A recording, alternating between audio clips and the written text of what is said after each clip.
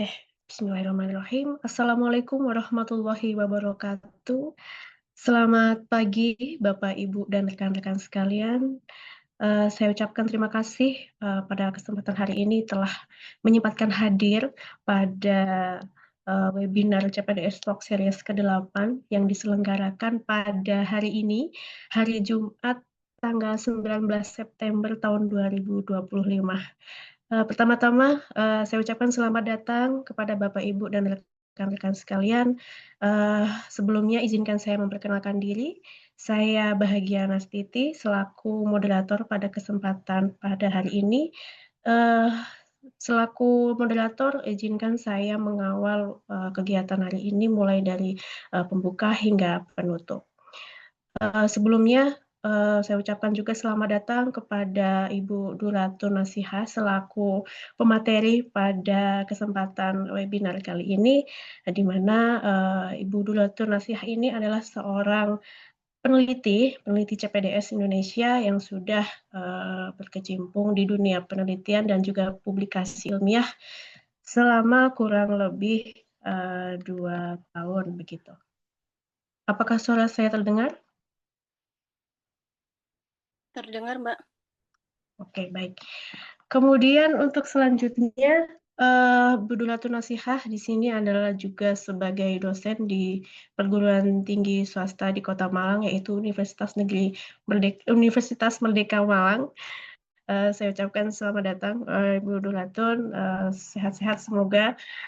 Terima kasih atas kesempatannya untuk dapat mengisi pada webinar pada kali ini. Ibu Ratu Nasihat sendiri juga sudah memiliki berbagai pengalaman di bidang publikasi ilmiah, di mana, jurnal-jurnal yang sudah diterbitkan merupakan jurnal-jurnal yang bereputasi dan juga jurnal nasional yang sudah, memiliki, kredibilitas yang tinggi dengan berbagai metode penelitian mulai dari literatur review, kemudian kualitatif dan juga kuantitatif, bahkan mixed method pun juga, beliau sudah menguasai seperti itu. Eee, Mungkin cukup ya perkenalan pada pemateri pada kali ini.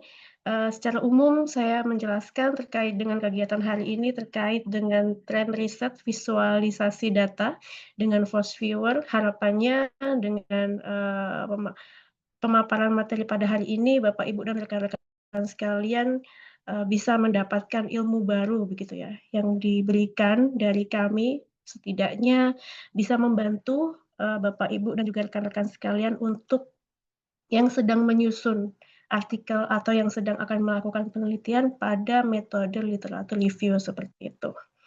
Baik, pada kesempatan kali ini sebelumnya, sebelum masuk sesi, pemaparan materi, mari kita buka, forum webinar ini dengan bacaan basmalah. Bismillahirrahmanirrahim. Baik, saya persilakan untuk Ibu Duratun sudah siap ya untuk menyampaikan materinya? Baik, untuk waktu dan layar saya persilahkan. Baik, terima kasih Mbak Bahagia Nastiti dan juga CPDS Indonesia. Terima kasih atas kesempatannya untuk bisa berdiskusi bersama begitu nggih dengan Bapak Ibu dan rekan-rekan sekalian pada pagi hari ini.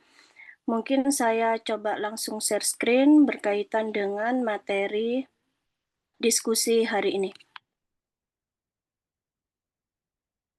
Apa sudah terlihat di layar? Sudah. Baik, Bapak, Ibu, dan rekan-rekan sekalian, untuk CPDS Talk ke-8 hari ini, kita coba akan mendiskusikan berkaitan dengan tren riset menggunakan visualisasi data dengan First Viewer, kayak gitu. Nah, mungkin dari Bapak, Ibu sekalian di sini ada yang pernah menggunakan.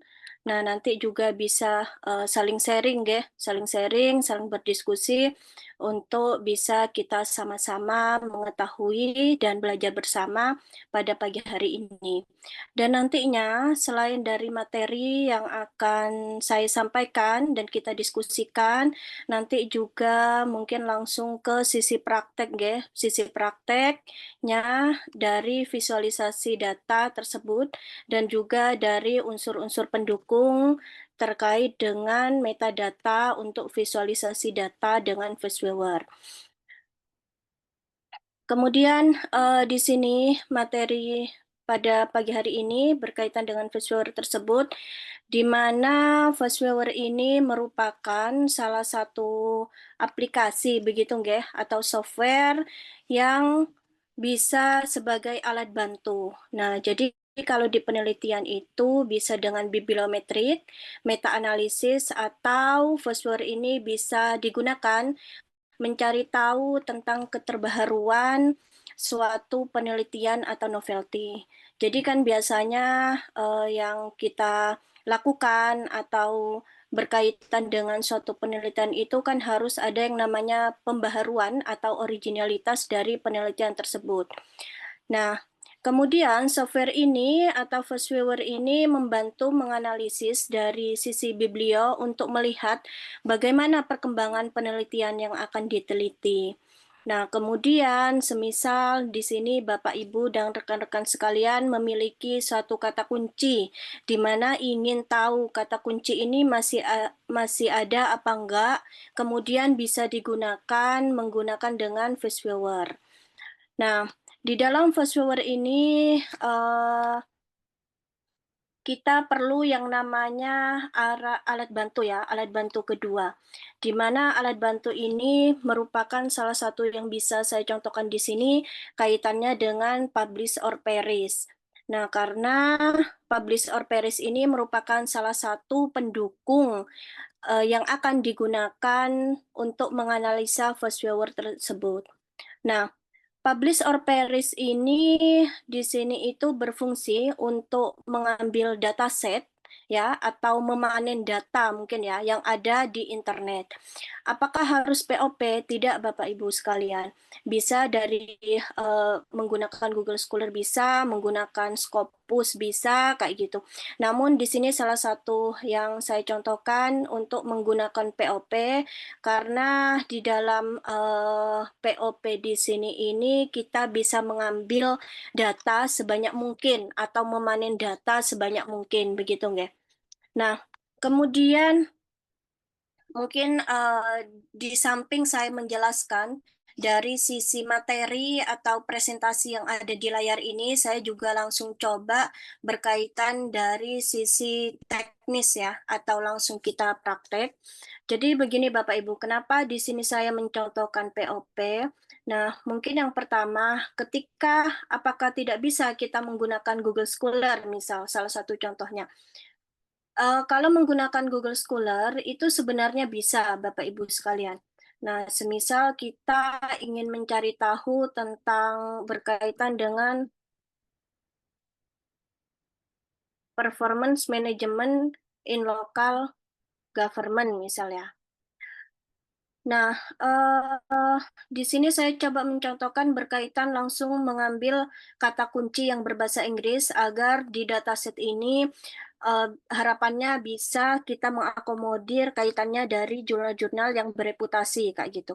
Nah, kalau di Google Scholar ini sebenarnya juga bisa di-custom Bapak Ibu. Semisal kita ingin mengetahui berkaitan dari penelitian kayak gitu di 10 tahun terakhir, semisal dari 2015 sampai 2025, begitu, nggih. Nah, ini bisa ketahuan. Hanya saja kalau untuk ingin memvisualisasikan data, kalau kita menggunakan Google Scholar, ini harus satu persatu. Jadi kan kita harus satu persatu mendownload. Dan juga berkaitan dengan di Google Scholar ini sebenarnya itu penghimpunan datanya itu secara luas, kayak gitu. Jadi dari jurnal bereputasi, jurnal non bereputasi, kemudian dari nasional terindeks maupun nasional non terindeks. Nah, itu kelemahan kalau dari Google Scholar. Kemudian kalau kita di Google Scholar ini sebenarnya juga bisa ya sort by data atau sort by relevan. Kalau sort by date di sini ini berarti kan dari jurnal-jurnal atau paper-paper dari paper ya Bapak Ibu. Kalau jurnal itu kan metadatanya ya. Paper-paper yang ada di sini itu dari yang terbaru kayak gitu. Semisal ini, jurnal ini dari 14 hari yang lalu kayak gitu. Sampai karena kita sort by date. dari yang terbaru. Kalau kita sort by relevan ini sesuai dengan kata kunci yang di atas yang kita pencarian. Nah, ini di sini itu data yang ditampilkan dari jurnal yang bereputasi, kayak gitu. Nah, kemudian kalau di Google Scholar ini sebenarnya bisa dilihat juga citasinya. Jadi bisa melihat citasi dari jurnal ini itu berapa sih, kayak gitu kan. Kemudian kalau untuk abstraknya tidak bisa dibaca secara keseluruhan. Nah, selain itu, kalau di publish or perish,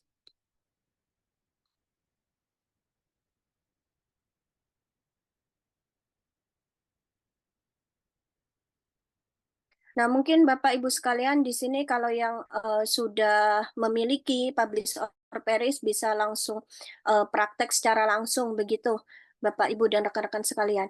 Kalau yang belum memiliki, nanti bisa download di sini di harzing.com ya, berkaitan dengan publish or perish, di mana di websitenya harzing.com ini di sini sudah ada panduannya kayak gitu, dan juga ada pilihannya. Nah, kalau yang laptopnya Bapak Ibu sekalian yang dari Microsoft Windows, itu di sini bisa menggunakan yang publish or perish dari Microsoft Windows. Kemudian yang menggunakan Mac OS, ini juga bisa di-download menggunakan Mac OS, dan di dalamnya juga sudah ada instruksinya. Nah, nanti ketika sudah mendownload, ini gambarnya publish or perish itu ini berbentuk kayak gini, Bapak Ibu sekalian. Nah, kemudian ketika kita masuk kepada publish or perish, bentuk yang pertama seperti ini. Nah, jadi di sini untuk memanen data ya atau mencari berbagai sumber literatur, salah satunya dari publish or perish di sini. Di sini itu ada beberapa pencarian kayak gitu. Bisa dari Google Scholar, Crossref, Scopus ya, WOS atau Web of Science dan lain sebagainya. Lihat ya Bapak Ibu, ada sedikit kendala. Oke. Nah, hanya saja yang perlu diketahui di dalam publish or perish di sini itu kalau di sini yang berbintang 1 ini free data source. Jadi bisa diakses secara free. Namun kalau yang berbintang 2 seperti halnya Scopus, Semantic Scholar ini harus registrasi terlebih dahulu kayak gitu. Nah, kemudian kalau WOS di sini ini required dari eksternal ya. Nah, coba kita semisal nih tadi yang secara general yang biasa kita lakukan dari Google Scholar misalnya, Bapak Ibu sekalian. Nah, tampilannya di dalam publish or perish ya, ketika pencarian tadi kita mengklik dari Google Scholar, nah di sini itu ada author, publication name, title word, keyword ya, dan juga di sini maksimum number of result. Jadi di sini bisa dipilih kira-kira nanti Bapak Ibu sekalian menginginkan berkaitan dengan artikel yang akan digunakan sebagai metadatanya ya.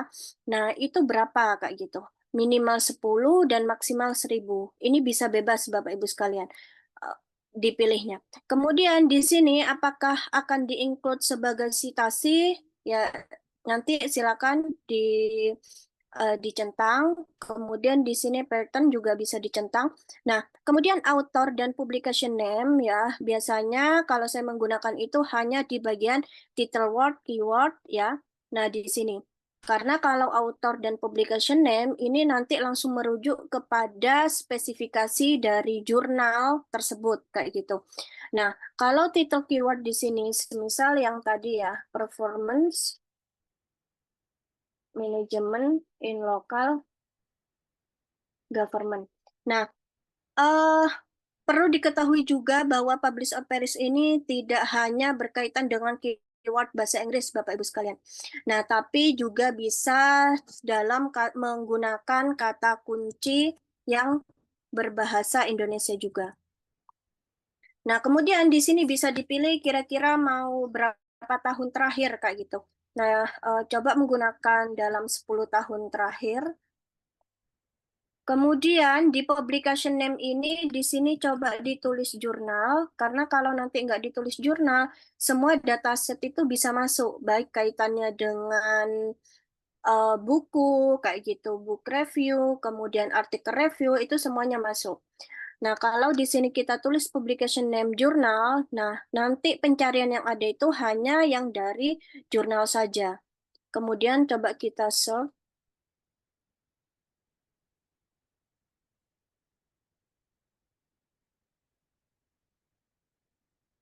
Bentar ya, Bapak Ibu. Ada sedikit missing.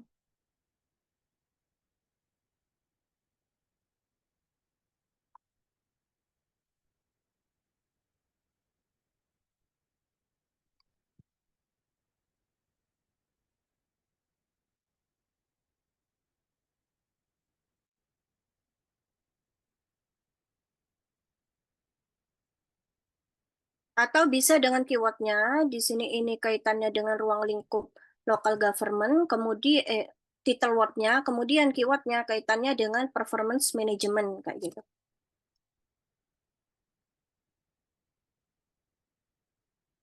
Ini sedang running, progress datanya. Nah, ini yang saya pilih di sini berkaitan dengan 200 ya, 200 untuk pengambilan datanya atau memanen datasetnya. Sebentar, kayaknya ada yang sedikit terkendala. Nah, oke.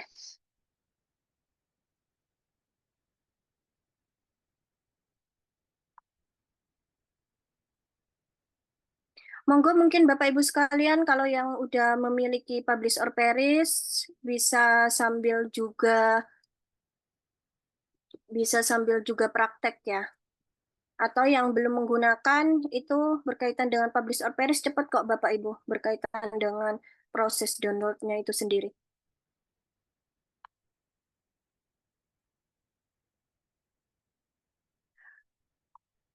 Nah, ini 200 artikel ya, 200 artikel di sini sudah selesai prosesnya. Kemudian di sini kan ada site, period, ranking, author, title, tahunnya, tahun keberapa. Ini juga bisa dari yang terbaru, diklik dari 2025 ke dalam 10 tahun terakhir yang pencarian tadi. Kemudian bisa dilihat publikasinya dari mana aja, sama publishernya. Nah, kalau kita hanya untuk visualisasi data, ini sebenarnya bisa langsung diambil keseluruhan. Nah, namun kalau berkaitan dengan kita ingin langsung menganalisis datanya ya, atau menganalisis di hasil dan pembahasannya, itu bisa dengan kita pilih semua, klik kanan tadi, kemudian copy result for Excel with header. Atau kita mau melihat datanya, misal melihat data-datanya terlebih dahulu, itu bisa. Nah, ini Bapak Ibu sekalian. Jadi kita bisa melihat dari data tersebut dan di sini juga ada berkaitan dengan sisi abstrak secara umum kayak gitu yang bisa dibaca atau tetap berkaitan dengan perlu kita pilih ya satu persatu. Nah, kalau untuk visualisasi data sebenarnya tanpa kita harus mengcopy ke Excel, ini sudah bisa langsung nanti ke kita save ke dataris kayak gitu. Semisal langsung, nah ini save as risk ref manager.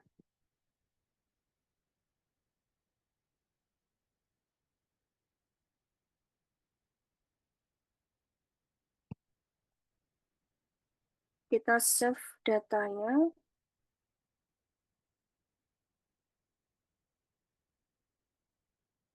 Nah, bisa kita save datanya. Tapi kalau yang tadi, semisal Bapak Ibu sekalian ingin mengetahui satu persatunya, ke Excel terlebih dahulu juga nggak apa-apa, kayak gitu. Hanya saja nanti kalau mau ke Excel, save result-nya itu yang berkaitan dengan result for Excel with header. Karena kalau result for Excel langsung, itu nanti nggak bisa kelihatan titel yang ada di atasnya.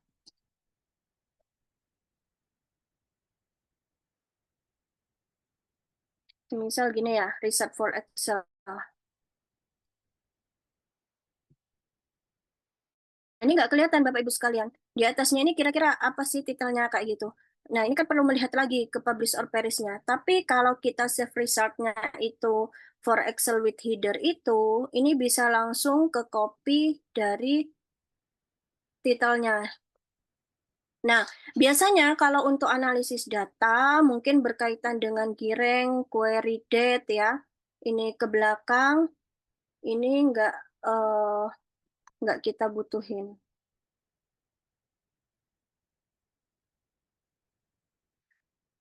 Nah, ini bisa nanti berkaitan dengan autornya, kemudian mengetahui sitasi, ini tahunnya dari tahun yang terbaru, kayak gitu, sampai ke 10 tahun terakhir. Kemudian di sini ada source, publishernya dari mana, kemudian ini kalau dibutuhin berkaitan kalau misal nanti untuk menghimpun di daftar pusakanya ya Bapak Ibu sekalian, artikel URL-nya, nah ini bisa. Nah, kemudian eh, yang dari dataset tadi ya, yang sudah disimpan, tadi kan save result, kemudian set as rise atau reference manager.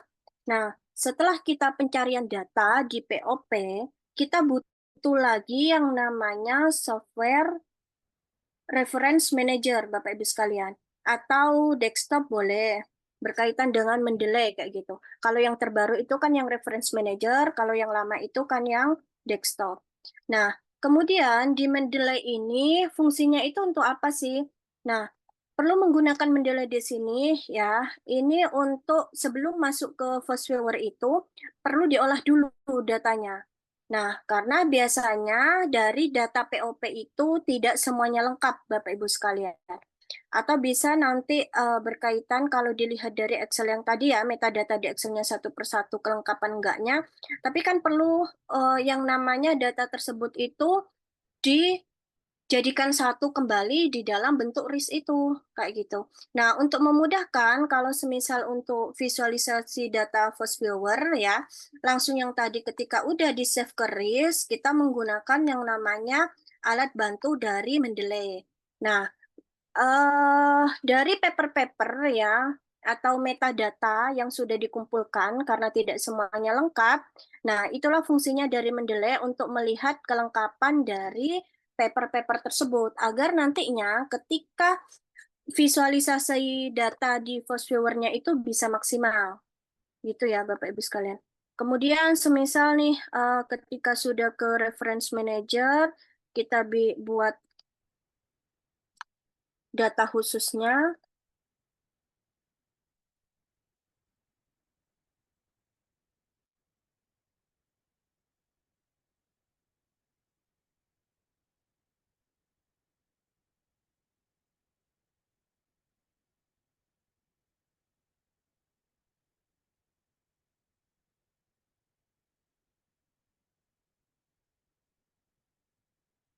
Nah, ini di sini mungkin lebih mudahnya dibuat folder secara khusus ya Bapak Ibu sekalian koleksinya.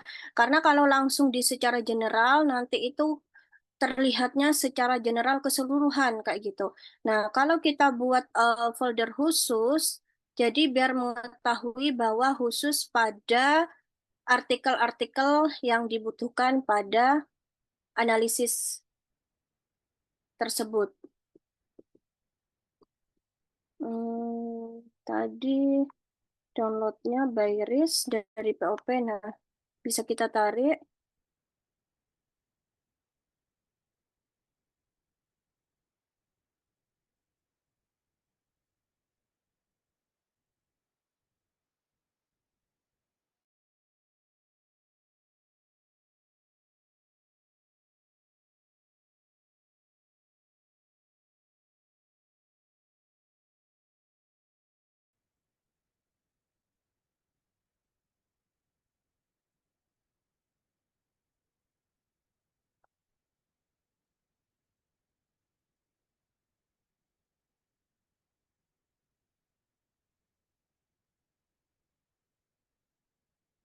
Bapak Ibu sekalian sambil menunggu mungkin coba sambil dipraktekkan juga ya. Atau bisa mendownload dari software VoiceOver ini.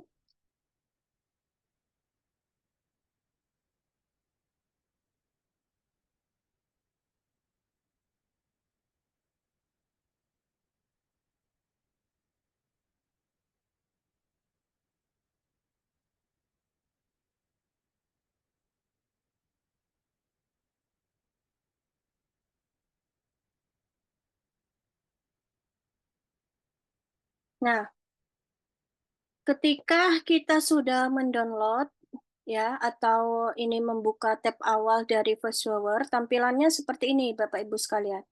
Jadi tampilannya di sini untuk mengcreate nanti filenya, kemudian visualisasi datanya yang ada di tengah ini.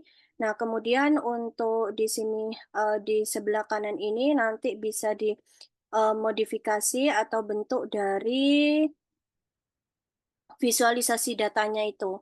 Nah, yang pertama yang kita lakukan adalah di sini meng-create filenya. Kemudian di sini ada tiga ya Bapak Ibu sekalian, create a map based on the network data, kemudian based on bibliography data, sama based on the text data. Kalau yang pertama ini berkaitan dengan visualisasi data yang pernah Bapak Ibu sekalian, semisal pernah memvisualisasi data ya di VoiceOver, kemudian di save.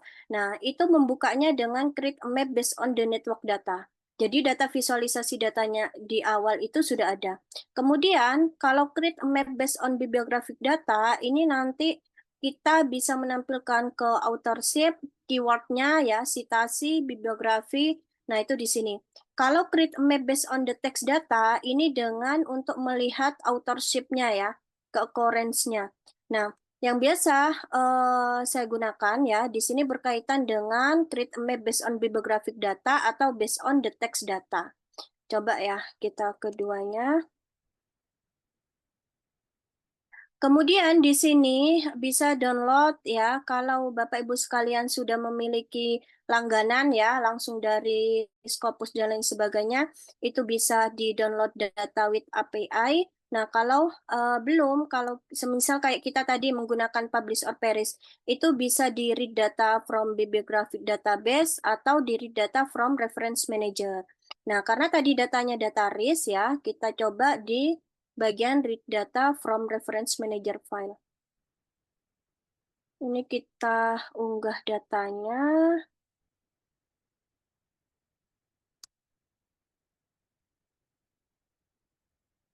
Next. Nah, ini Bapak Ibu sekalian. Untuk melihat co-authorship-nya. Nah, ini kita pilih full counting. Kemudian di sini ya. Nah, ini untuk melihat ya maksimum number dari dokumen tersebut. Nah, ini kalau semisal kita mengkliknya semakin minimum ya, di sini bisa mendapatkan data yang maksimal, Pak gitu.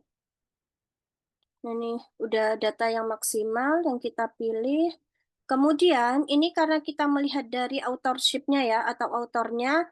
Nah, ini sebenarnya ini bisa Bapak Ibu sekalian pilih ya, atau semisal mau melihat dari sisi dokumennya atau total dari di sininya ya, linknya ini bisa diselect atau bisa dipilih mana atau mau dipilih semua atau ada yang beberapa yang Bapak Ibu sekalian untuk di-exclude kayak gitu itu bisa. Nah, kemudian ketika finish,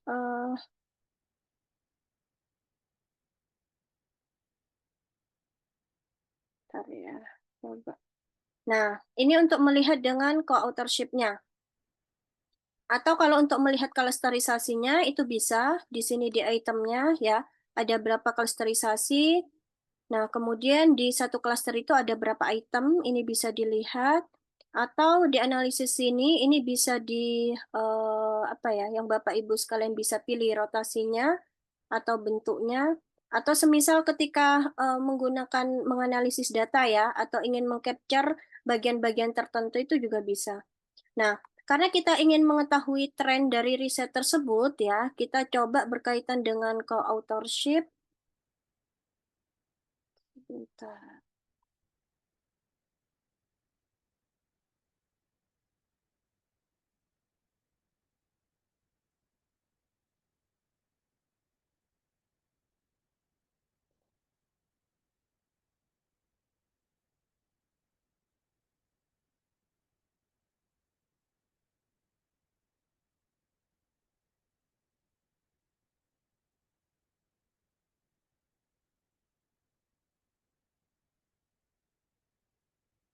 Ini coba full counting. Ini kita ambil yang maksimal ya.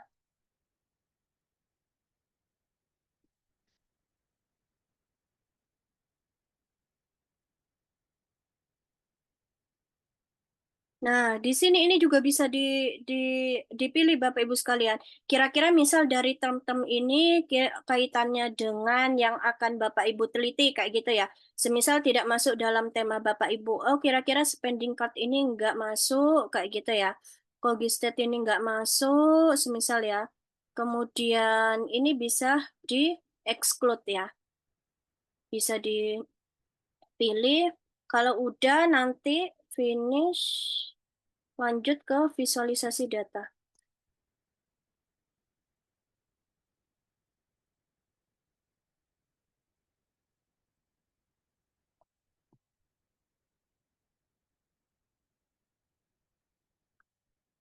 Nah, kemudian di first viewer ini ada tiga Bapak Ibu sekalian di sini ya visualisasinya.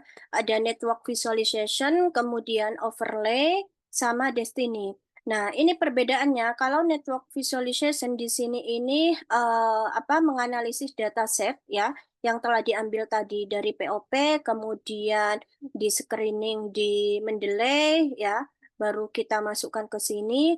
Nah, ini hubungan dari untuk di network visualisasi ini, di sini nanti hubungan dari berbagai warna yang ada kayak gitu atau klasterisasi. Nah, coba kita tunggu terlebih dahulu.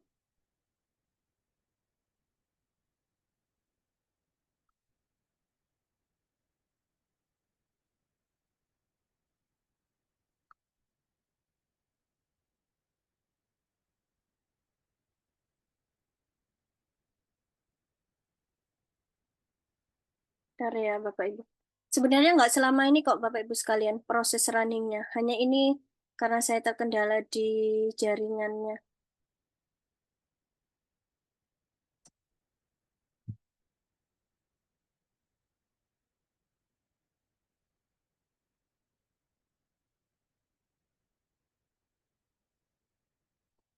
Hmm, bentar.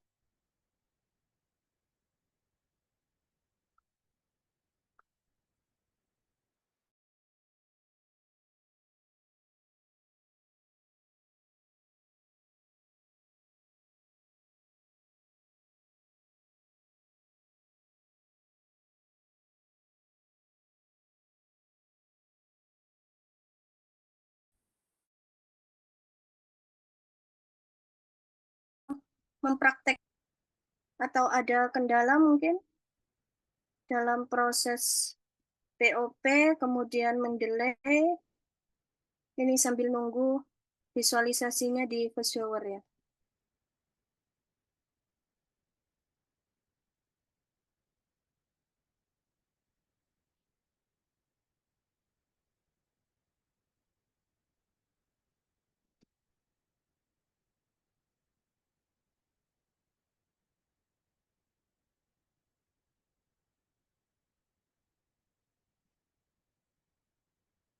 Bentar ya Bapak Ibu, mohon maaf. Ini coba saya ganti jaringan.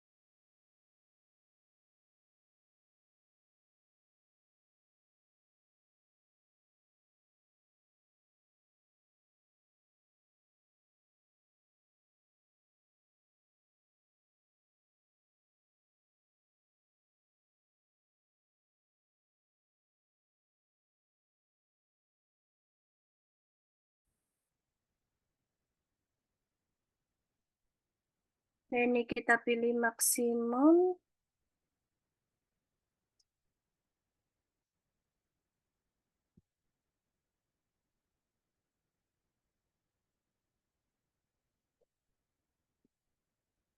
Nah, ini algoritmanya lagi proses membaca.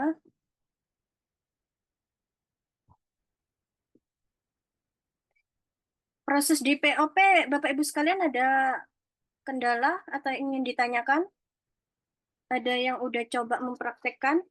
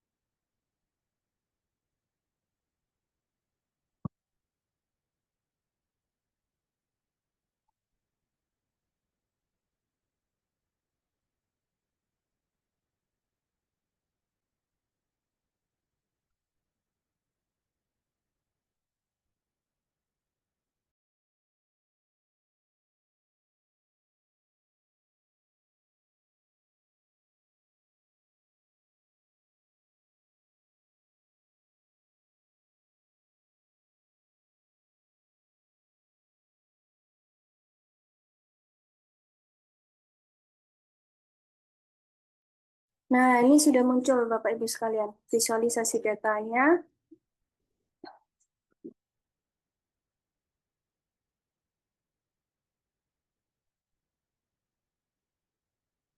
Yang pertama berkaitan dari network visualisasi ya, Bapak Ibu sekalian. Di network visualisasi ini bisa kita lihat. Yang pertama berkaitan bisa kita melihat item-item yang ada ya di klasterisasi. Kemudian di analisis di sini ini bisa berkaitan dari sisi visualisasi datanya, mau vertikal, kemudian atau dibuat horizontal kayak gitu. Nah, ini bisa. Nah, ini coba saya besarin.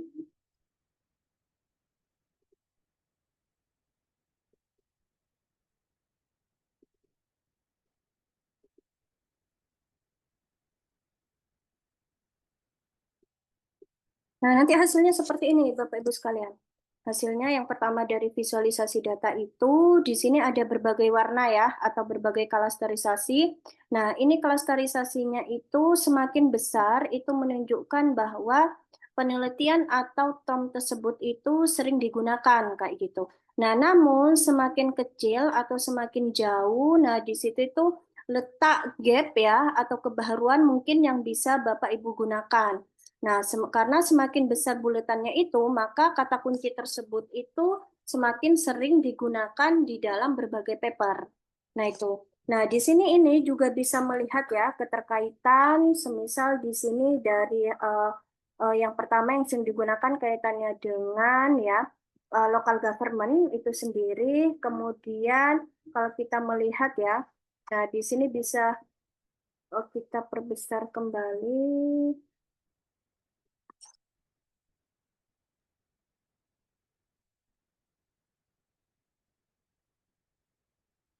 Kita perbesar. Nah, ini untuk melihat dari visualisasi data antara ya term yang satu dengan term yang lainnya. Nah, kalau semakin mendekat kayak gitu, itu menunjukkan bahwa semakin sering digunakan kata kunci tersebut. Nah, semisal kayak ini, performance management. Performance management kaitannya dengan manajemen kayak gitu. Kemudian kalau kita lihat yang ini yang merah ini ada government ya, kaitannya dengan better performance misal. Kemudian ini kaitan satu dengan yang lain. Nah, kalau kita ngelihat lagi dari sisi, coba dibesarin lagi.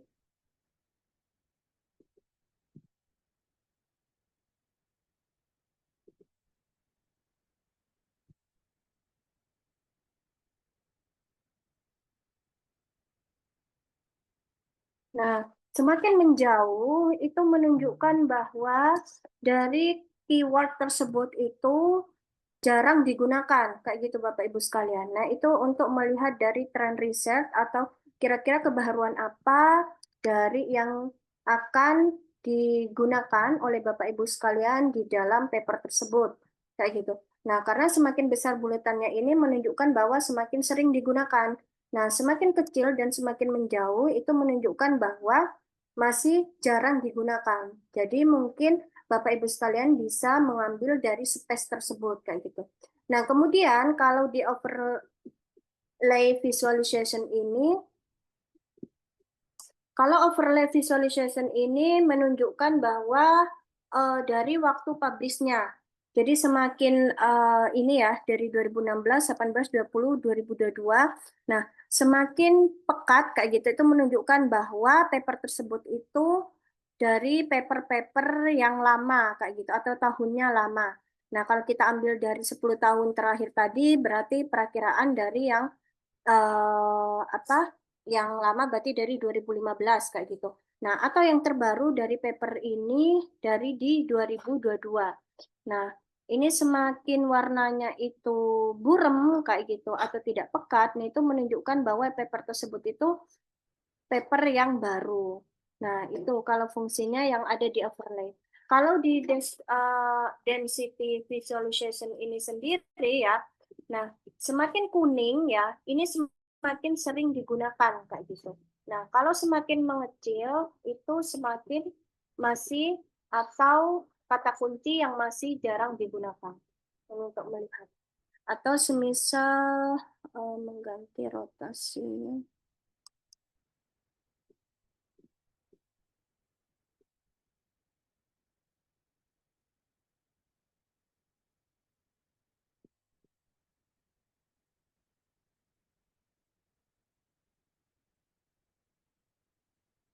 Nah, ini Bapak Ibu sekalian. Atau semisal melihat dari network visualization-nya aja ini udah cukup sih sebenarnya untuk mengetahui dari analisis tersebut atau visualisasi data dari trend riset ya. Untuk melihat dari sini udah cukup sebenarnya. Kemudian berkaitan dengan voice viewer tersebut ya, apa sih fungsinya dari voice viewer? Nah ini untuk memvisualisasikan data bibliometrik, kemudian membuat peta jaringan ya, kaitannya dengan publikasi, sitasi, penulis, jurnal, kayak gitu. Kemudian di situ ada yang namanya analisis kolaborasi antara author satu dengan author yang lain, atau kolaborasi antara visualisasi keyword satu dengan keyword yang lain. Kemudian menunjukkan hubungan antar penulis.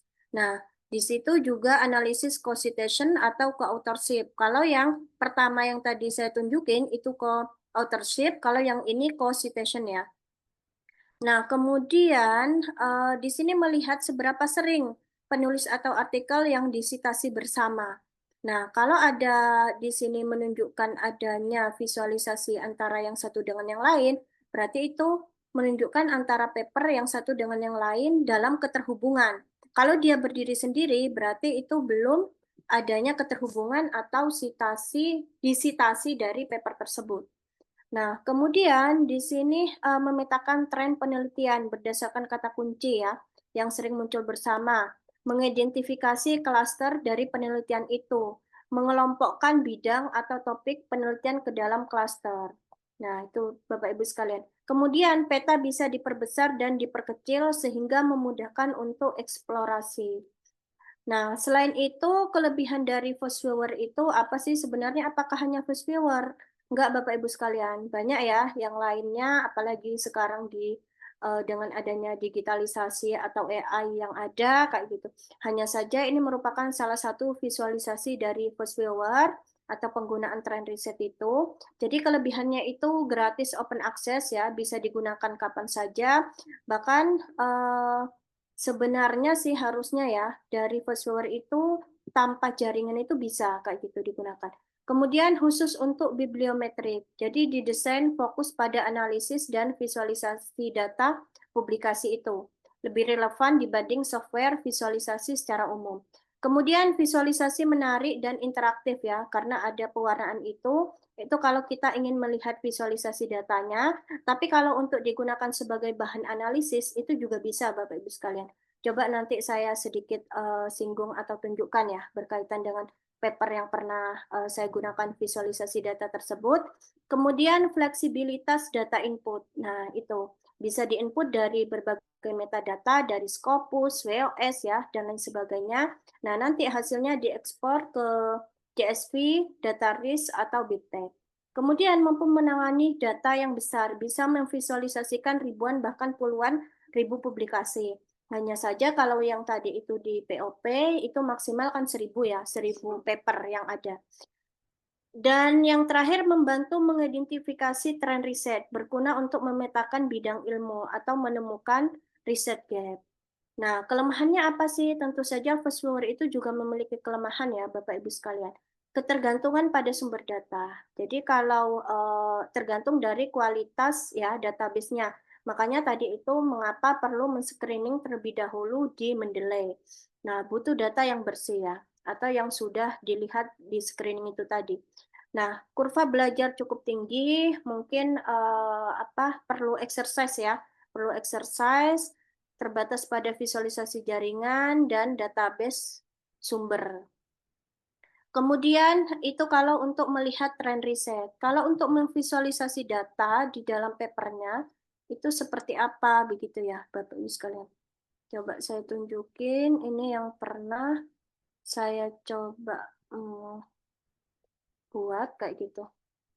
Karena berkaitan dengan data bibliometrik ini, sebenarnya untuk ke Scopus itu juga bisa Bapak Ibu sekalian. Bahkan sekarang kan banyak yang menggunakan data-data analisis bibliometrik, kemudian data-data sekunder ya Bapak Ibu sekalian. Ini salah satu contoh saya menggunakan bibliometrik, visualisasi data tersebut, itu juga bisa publish di Scopus ya.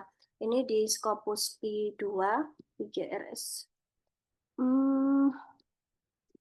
Pola visualisasi datanya kalau di sini itu melihat dari co-authorship-nya. Nah, ini tadi yang di pada visualisasi density visualization-nya. Kemudian di sini ini melihat co-authorship-nya, keterhubungan antara keyword satu dan yang lain. Nah, ini kalau authorship-nya antara penulis satu dengan yang lain. Tinggal nanti kita jelaskan kayak gitu visualisasi datanya tersebut di sisi discussion dan juga tentu saja melihat dari sisi tema yang Bapak Ibu ambil. Kemudian ini juga yang kalau yang visualisasi data yang pertama tadi ya atau network visualization ini saya juga coba menggunakan kayak gitu. Tapi ini sifatnya kalau yang tadi itu udah publish, Bapak Ibu sekalian di Q3, kalau yang ini itu masih on progress. Gitu.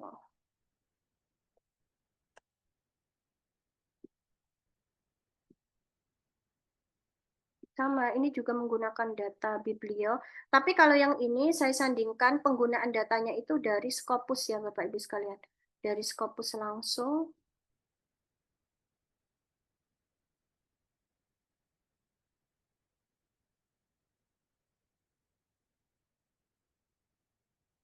Bisa kayak gini, ini author networknya.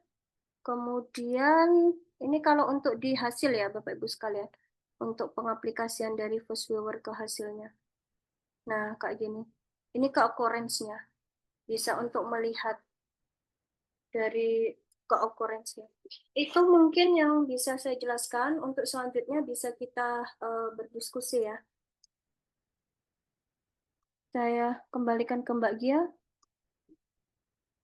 Baik, terima kasih Ibu Dosen atas pemaparan materinya. Mungkin Bapak Ibu yang sudah mencoba di rumah atau rekan-rekan sekalian yang juga sudah pernah menggunakan Force Viewer dalam penyusunan artikel ilmiah, terutama pada metode literatur review. Jika ada pertanyaan yang ingin diajukan, silakan Bapak Ibu sekalian dan rekan-rekan.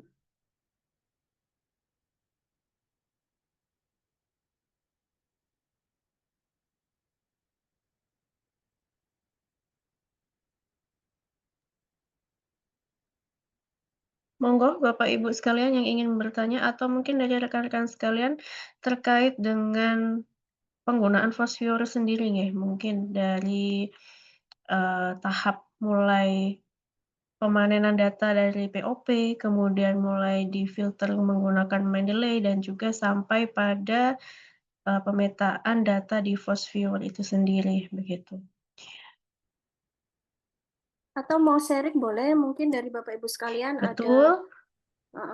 ada yang selain yang saya jelaskan, mungkin, oh kalau kayak gini bisa Mbak, dibuat kayak gini, monggo boleh.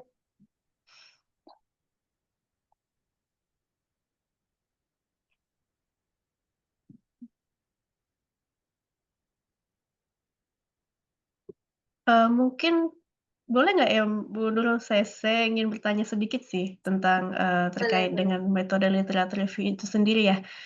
Sebenarnya untuk metode literatur review sendiri itu idealnya ya, apakah bisa publish di jurnal Scopus Q1, Ibu Nurul?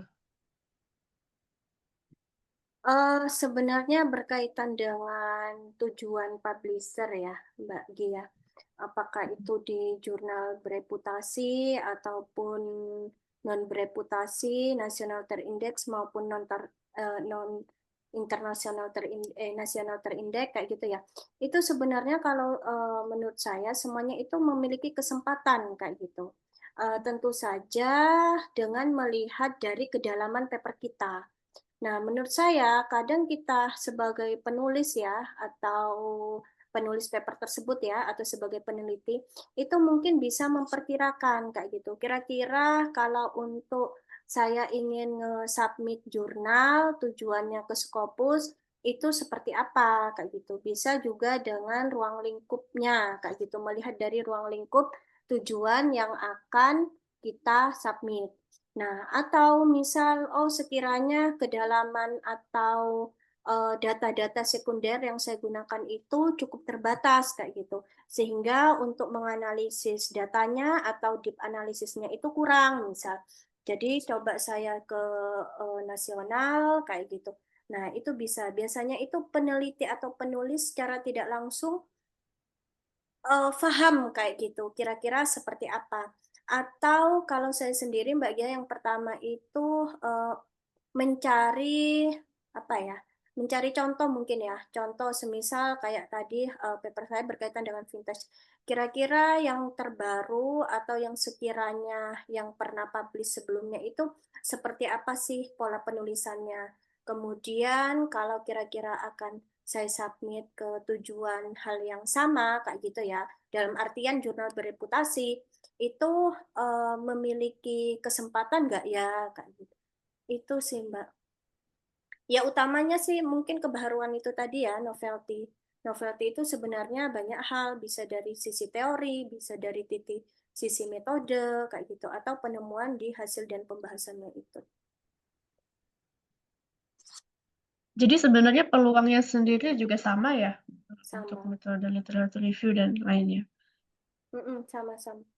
Bahkan kalau untuk di ruang lingkup jurnal bereputasi atau Scopus ya, itu kita itu tema-tema yang kita angkat itu sebisa mungkin ruang lingkupnya justru general kayak gitu. Kalau kita mau submit ke Scopus, tapi yang kita teliti dalam satu lokus kayak gitu, di Kota Malang misal, di Kota Malang. Apakah dari temuan yang di Kota Malang itu bisa untuk diaplikasikan di negara lain kayak gitu ya, atau di negara lain atau di daerah-daerah lain. Nah, biasanya sih kalau yang ke Scopus atau jurnal bereputasi ruang lingkupnya itu lebih besar. Makanya atau kolaborasi atau berkaitan dari sisi secara general atau apa ya, antar negara kayak gitu.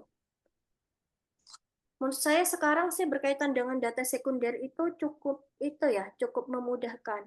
Bahkan berkaitan dengan software analisisnya, kalau selain VoiceOver untuk kita eh, apa hasil dan pembahasan itu juga banyak, bisa menggunakan berbagai software ya.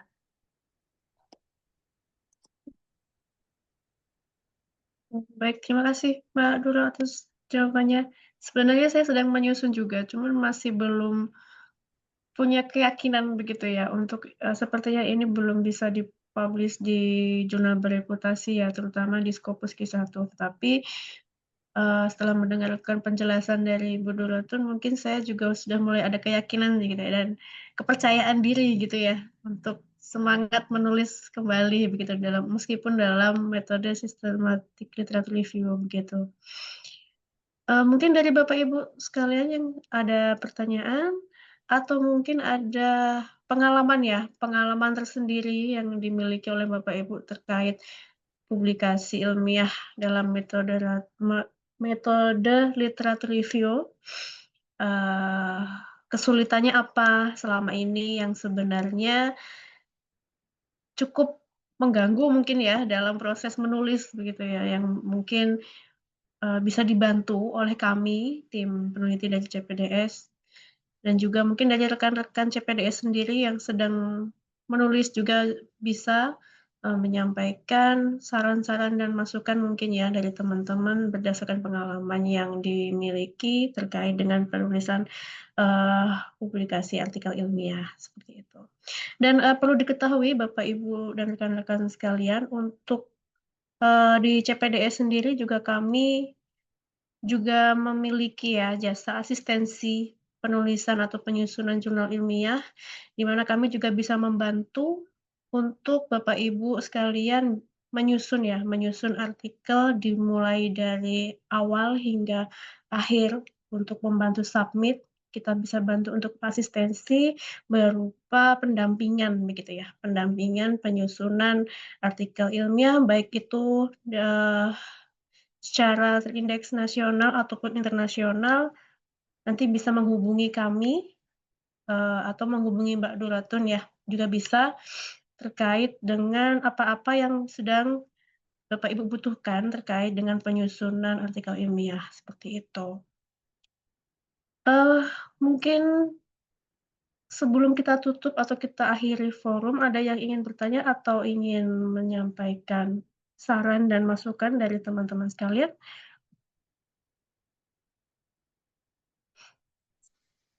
Iya, saya izin masuk, teman-teman. Silakan Mas Ulfa Binada. Iya, sedikit sharing barangkali ya, berkaitan dengan penggunaan Voice Viewer, kemudian NVivo di dalam menjawab keresahan ya. Kalau kalau menurut saya sebagai pengguna dari dua tools itu, nanti minta minta ini ya, minta apa masukan juga. Bagi saya untuk menjawab gap teori atau mungkin kita bicara soal theoretical problems, itu hanya mampu mengisi kekosongan ilmu pengetahuan itu hanya sampai di 40% mungkin, karena ini kan hanya bisa menjawab dari tren kita, bagaimana cara kita masuk dan bercengkrama atau bertengkar secara pengetahuan dengan banyak peneliti. Itu. Jadi kalau di proposal ya berarti ada di bagian kajian pustaka, kalau di artikel ya berarti kalau ada apa sub literatur review ya berarti itu mainnya di situ, kalau nggak ada ya berarti main di latar belakang dan seterusnya. Tergantung gaya selingkung dari masing-masing publisher. Nah, 60%-nya nanti kemana gitu kan kalau mau dibawa ke arah Scopus, bahkan Sinta pun, kalau Sinta 1-2 itu levelnya sekarang pun juga udah setara dengan Q3, Q4 gitu. Yaitu dari data empiris yang kita dapat gitu, bagaimana data empiris yang di lapangan dengan area studi yang terbatas, lokusnya itu versi Indonesia. Nah itu mungkin nanti bisa dipakai gitu, buat teman-teman. Oh, Indonesia ini special case-nya di sini loh gitu. Nah, itu nanti bisa kita banding, sanding, dan tandingkan dengan tren dari hasil Voice Viewer itu. Gitu. Jadi, bagi saya Voice Viewer dan NVivo atau si SLR itu sebagai pintu masuk kita untuk bertengkar secara pengetahuan. Seperti itu. Jadi, apa ya, bukan menjadi tools utama, tapi tools untuk memudahkan kita masuk ke dalam tren risetnya gitu kan. Nanti tadi kan kelihatan kan ada yang besar, ada yang kecil. Nah, ya kita cari yang kecil itu. Nah, kemudian pertanyaan selanjutnya kan bagaimana eh, font yang kecil tadi bisa dibesarkan. Nah, itu yang novelty yang kita dapat dari lapangan kan dengan versi Indonesia atau mungkin versi di negara lain. Mungkin itu sih keresahan ya selama dalam penggunaan. Itu Bu Roro dan Bu Bahagia. Terima kasih. Iya, terima kasih Mas Ulfa, sangat menarik ya untuk insight yang disampaikan ya. Sebenarnya apakah Force Viewer itu sendiri merupakan tools utama begitu kan, ternyata bukan. Bahkan itu bisa dijadikan sebagai penyanding ya, atau pembanding dari, potensi untuk menemukan novelty itu sendiri begitu. Dari Ibu Duratun mungkin ada pendapat ya dari insight tersebut? Ya, baik. Terima kasih Mbak Gia dan khususnya Mas Ulfa Binada ya. Ya, Mas, memang benar berkaitan dengan insight tadi ya, atau yang dijelaskan oleh Mas Ulfa Binada. Karena memang Fast Viewer ini, karena ini sifatnya software ya, dan ini makanya kenapa saya di awal tadi menyampaikan bahwa Fast Viewer ini hanya merupakan salah satu alat bantu atau alat bantu. Tapi kan tetap berkaitan dari sisi deep analisisnya atau untuk berkaitan dengan sisi sejauh mana kebaharuannya itu nanti dari peneliti sendiri. Nah, kalau di Fast itu tadi hanya untuk melihat atau memetakan ya kebaharuan apa atau dari sisi mana yang belum terisi dari keyword yang akan diangkat kayak gitu. Nah, kemudian kalau dari Fast Forward sendiri itu kan memang hanya untuk melihat ya atau topik-topik yang sedang hangat misal. Kemudian berkaitan dengan perkembangan ya, istilah atau tema-tema yang ada dan juga kaitannya dengan keywordnya atau ke-occurrence-nya itu sendiri. Itu sih mungkin Mas, memang nggak bisa seutuhnya ya di berkaitan dengan voice over itu karena itu merupakan salah satu tools itu kalau untuk melihat dari perkembangan tren riset. Nah, kalau untuk berkaitan dengan analisisnya tentu saja nanti juga kalau viewer kan sekarang sudah banyak disandingkan juga ya dengan yang lain, semisal RStudio dan lain sebagainya. Tapi RStudio-nya yang kaitannya dengan kualitatif kayak gitu. Nah, kaitannya dengan Biblio Shiny misal. Nah, itu digunakannya atau masuknya dari analisis force viewer itu tadi kaitannya dengan network visualization, overlay ya atau destiny itu pada hasil dan pembahasannya. Itu. Tapi terkait dengan deep analisisnya tentu dari peneliti sendiri kayak gitu. Terkait dengan yang tadi juga disinggung oleh Mas Nada ya, sanding banding tandingnya seperti apa. Itu mungkin kalau dari saya. Monggo kalau ada feedback kembali atau dari Bapak Ibu dan rekan-rekan ingin sharing pengalamannya atau menambahkan.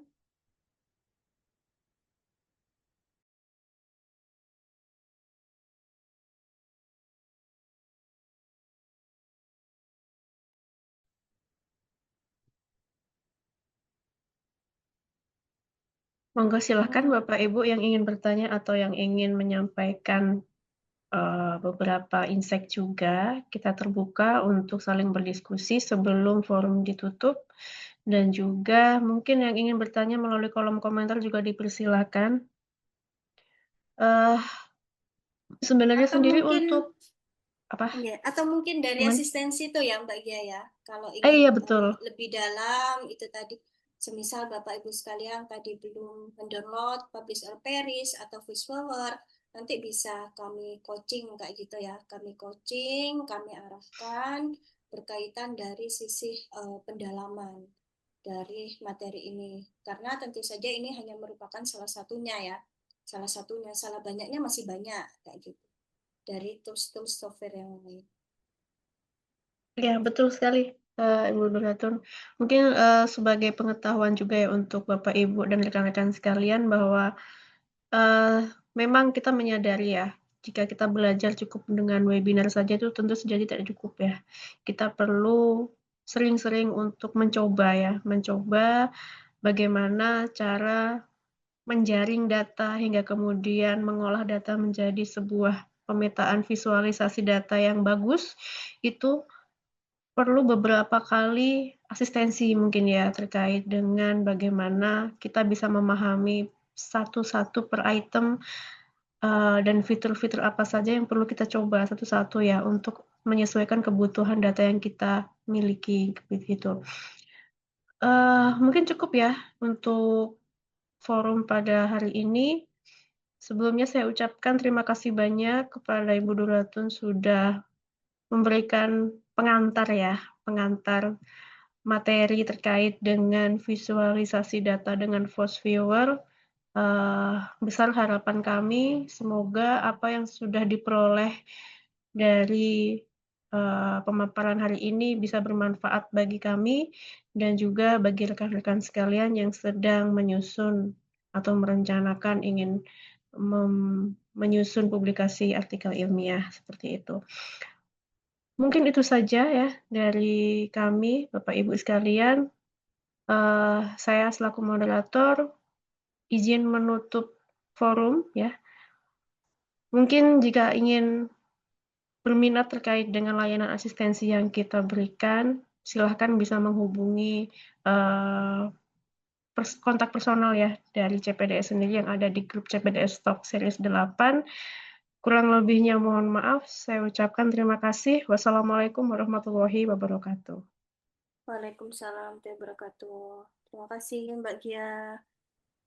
Terima kasih Bapak Ibu Ibu sekalian dan sekalian. rekan-rekan.